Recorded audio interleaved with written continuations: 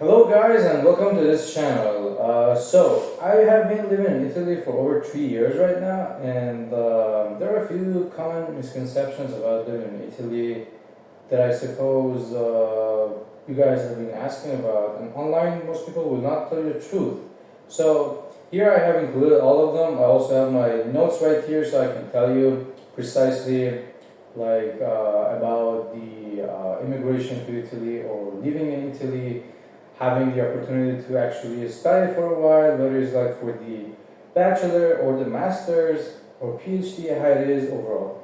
So all in all, I would say Italy has really some top universities ranked. So you can come, for example, to Sapienza in Rome or Venice or Bocconi in Milan.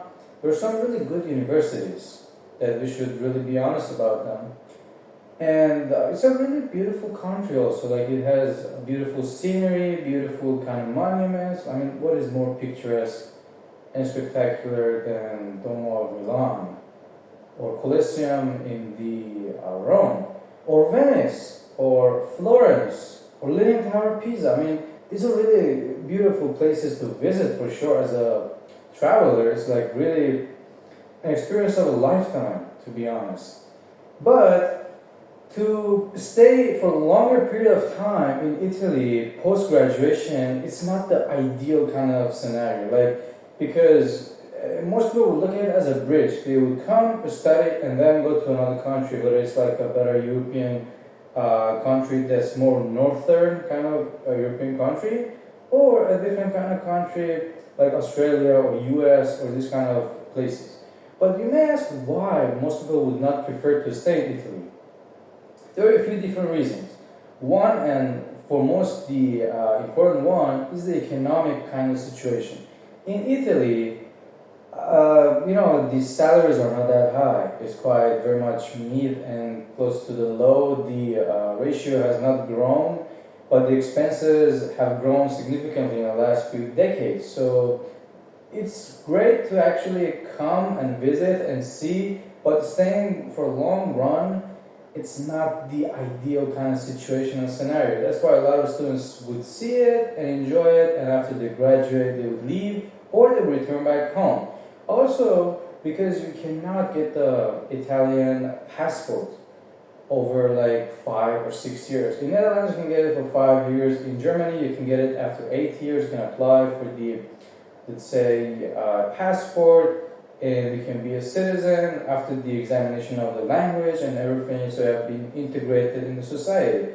But in Italy, you have to be residing over 10 long years, and it's a long period of time, honestly. That's why, a friend of mine, he came from the UK and he got his passport after 16 years, and that's a long period of time. So you gotta consider this kind of fact. And the tuition of the university, you may ask, it depends how much income you have.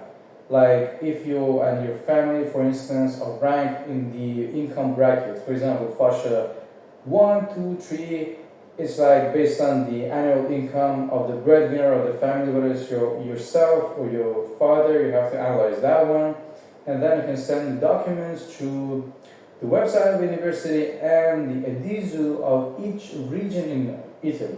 We have, for example, Lombardy, which is the northern or east one, and you can apply for that one. It's close to Milan and Pavia and these kind of places. We have the other regions also.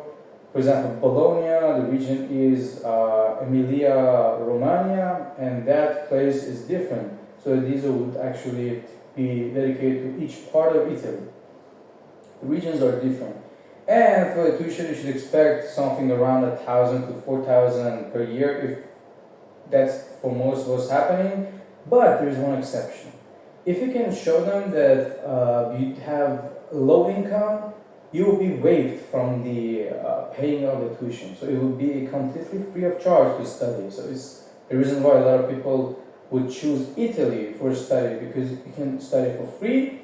Also, the university might be helping you out. It might give you dormitory, collegio, a place to stay, food, and different kind of thing. And also per year they would pay you like 7,200 euros. every year for each and every single individual as a student. And there's no obligation for you to have to like work afterward. There's nothing like that. You can study, but you need to maintain good grades. And there's a certain, let's say, credits that you should pass. Like out of 120 credits for over the 2 year kind of period of master degree, you should pass at least 35 per year. And there are some exceptions, and you should be reading the file. But overall, it's just like that, maintaining good balance of your academic kind of life, and that's it. And you can apply for different kind of scholarships, the EDISO one, a specific scholarships, and also you can get the Erasmus Plus. That's what I did. You can get the Erasmus Plus.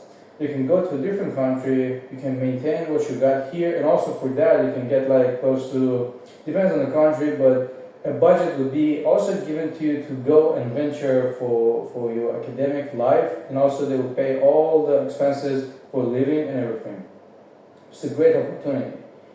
There are some other kind of documents needed, like the high school, whether you're applying for the bachelor, or if you're applying for the master, you should get the transcripts of the previous done kind of, let's say, program.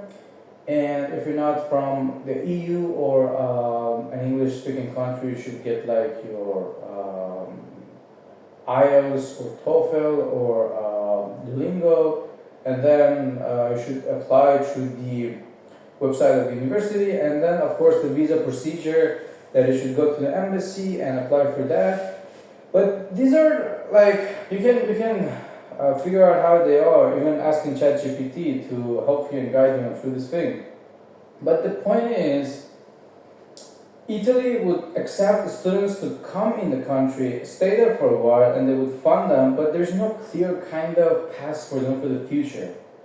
Because it's how it is, the bureaucracy is shaped in this field, that most Italians are leaving Italy.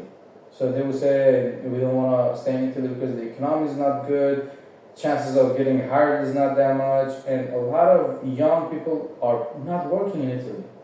They prefer not to work. The phrase is called memoni, which means people will stay with their parents actually after they are like very old, and they do it because of economic kind of situation that they cannot afford to leave outside their parents' house.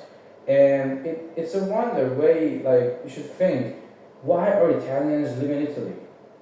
And if the condition is so bad, Italy has a aging kind of population and problem. So they're injecting new generation into their country and in these regions. So they're trying to benefit from the youngsters from the different countries, and they try to make the opportunities for them to come study and have this kind of opportunity. But at the same time, you should be smart enough to see the picture truly fully so that you can understand what is the best option for you or not, and all this kind of information. And I have a friend of mine who's Italian. She actually immigrated to US. Another friend of mine recently went to France. Another one, most of them are actually Italian. Another one went to Australia.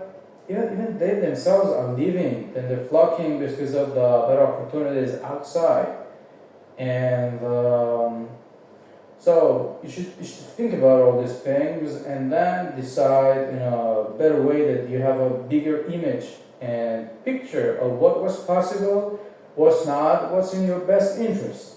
Whether it is for a short period of time to come, study, and experience, and use it as a bridge and then go to another country, or perhaps you should pick a better kind of destination in the long run, so that when you come to another country, you stay right there, you integrate. Time flies like really quickly. So that's the video that we had today. And comment down below, let me know what you guys want me to talk about, and did you have any experience about this thing? And see you guys in the next one. Bye bye.